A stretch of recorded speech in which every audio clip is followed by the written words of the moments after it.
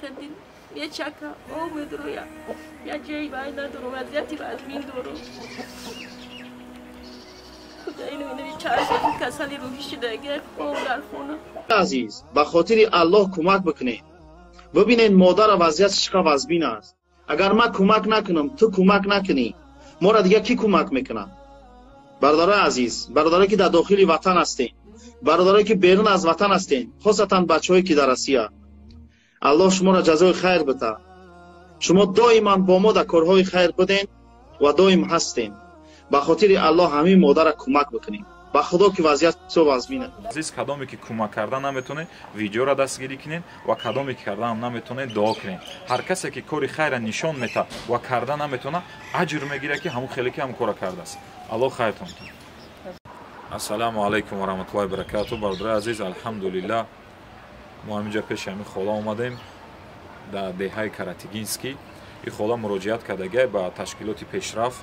یا همشون خالا در پروداکت آوردن در ماه شریف رمضان وقتی حالت خانه شدیدن و شوهرش اینجا بیمار کسل روحیه یک فرزند داره بچه سه دختر دیگه خانهشون درونش آب میچکه برادر عزیز شرایط خانهشون بینهایت بد است با همین خاطر از برای الله در ماه شریف رمضان ما اومدیم که یا سهم خودمون به همین خالا بگذاریم که شما خیر کنین همین خالا را خرسان کنیم بلکه برادر عزیز فراموش نکنین که پیامبر خدا صلی الله علیه و آله میگه که بهترین صدقه در ماه شریف رمضان است و الله سبحانه و تعالی دوست می‌داره همون بنده ایش که بندش یک مسلمان خرسان میکنه یک مسلمان قرض میده یا که همین خونه‌اش تعمیر میکنه و حدیثی که بخاری مسلم دمیه برادر عزیز میگه که هر انسانی که از لقمه حلالش چند یک دانه خرما خیر میکنه وزن خرما الله سبحانه و تعالی را به دست راستش قبول میکنه و او را چند وزن یک کوه قرارش میگیره اجر پاداش چنین یک وزن کوه میتیشه برادر از در ماه شریف رمضان از شما خواهش میکنم با حد استطاعت کاری خیر مجبوری نیست برادرایی که شرایطتون بلند است الله سبحانه و تعالی عزت دادگی در جامعه سخاوتمندین از حالت همین خالا به خبر بشین بیاین ببینین کارتا نمرای تلفنی خود شای از حالش با خبر بشین دست خالا را بگیرین الله محبوبتر دوست می‌داره همون بنده شه که یک بیوزن یک مادر خرسان میکنه در ماه شریف رمضان الله برکتتون بده خدا خیلی با حالت همین حادثه را نقل که در خونتون در چه شرایطی و شوهرتون کسل روحیه مثلا زندگی خاله با حال نمی که از ما پرسیدم با پنسیای شوهر و پنسیای خودشون میبرن فرزندش فرزند نابالغ بچه‌تون چند ساله خاله جون 2003 چند سال میشه 20 ساله 20 ساله فرزندش یک پسرک دارم پسرم دستش آهن موندگی مشدگی دستش آهن موندگی دو بار جراحی شدگی نه مقصد که آهن همینه گرفتن در کره من یه بار جراحی کردم بود دیگه بار جراحی میکنم از بین شرایط من از بین این کاریتش نزدن خدا و در روش بخندیم یه چکه آمد رو یا جایی باید ندارم وضعیتی از بین دارم خدا اینو چهار ساعت کسالی روحی شده اگر خواب در خونه سه دختر دارم خانه دار شده رفت اگر در پیامی پیسه خودم و کجا اینو قطعی خیلی زندگی من میبرم میخوام که هم بچه های ماجرای جواری مونده تو بکنه کمک کنه انشالله خلاص سخاوتمندا هسته کمک میکنه سخاوتمندان و همین کارمندان و خیر کنن خیر نمیکردگیش خیر خدا برکتشونه در سرشون برزونه ایمانشون مستحکم کنن آمین